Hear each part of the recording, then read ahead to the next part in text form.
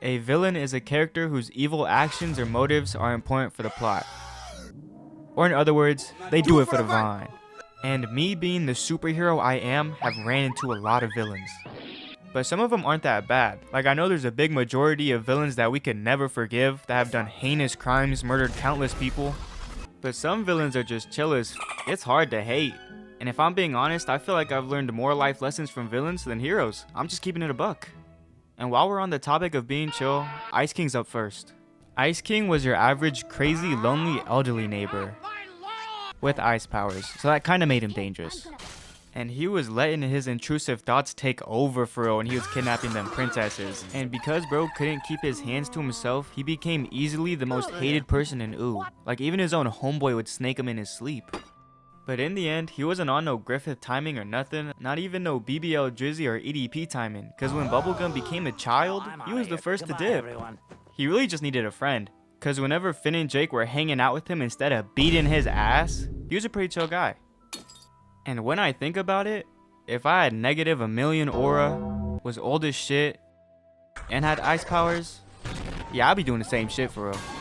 In conclusion, yeah, I don't know. I mean, he could play the drums well, so I mean, look up to him for his drum skills, I guess? Nah, that's not good enough. In conclusion, be a creep and eventually it'll work.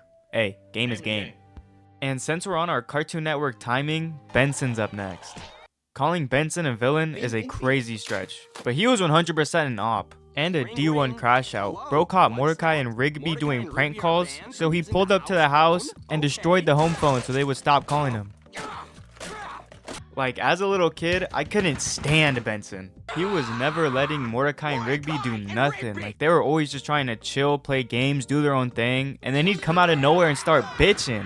You really couldn't help but feel bad for Mordecai and Rigby. Until you grow up and realize, these motherfuckers just should have been working.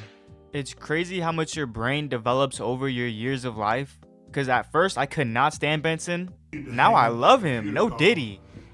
Benson is easily the coolest boss, but has lived a crazy life. Like, his downfall needs to be studied. Benson almost became the stick hockey champion, but quit because his homie died right in front of his face.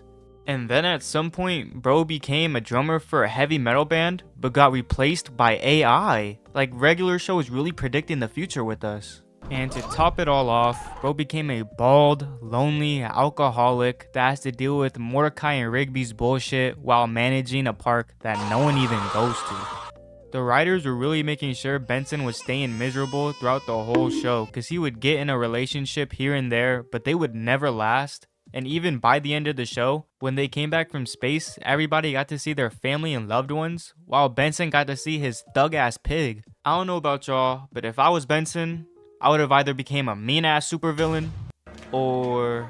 Oh my God! So, in conclusion, don't go bald, because that'll drop your aura points down by like the millions. If we're being honest, any haircut is better, even a bowl cut. Wait. Piranha gun! Oh yeah! How many fucking times are you gonna do this shit? If you hated on Vector, something gotta be wrong with you. I mean, look at him. Boy! He got that shit on though. Vector easily passes the vibe check for real, and if I'm being honest, I never saw him as a villain. He just wanted to get his get back. We were first introduced to Vector in one of the most terrible, horrendous, and miserable places on Earth. The bank.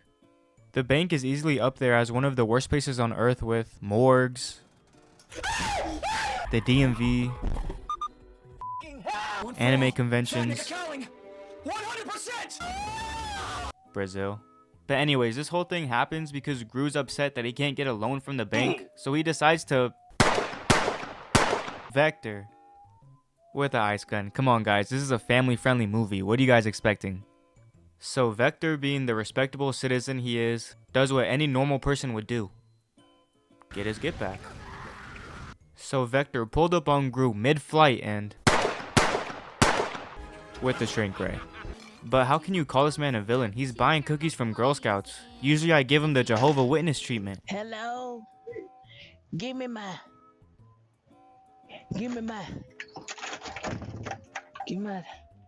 So in conclusion, Vector was never really a villain. He was just your average civilian from the south side of Chicago.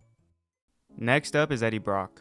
If I had to describe him in a few words, I'd probably say Soft. Overrated. Pretty boy. A bitch.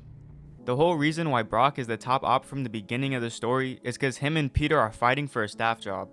But when Bully McGuire catches him faking a photo, he gets hit with the coldest line in the movie. You want forgiveness? Get religion. And he took that shit to heart, because next time we see him, he's literally in church praying on Peter's downfall.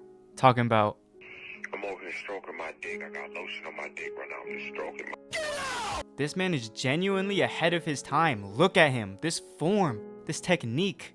Nothing short but inspirational. When I say I'm praying on your downfall, this is exactly what I'm doing.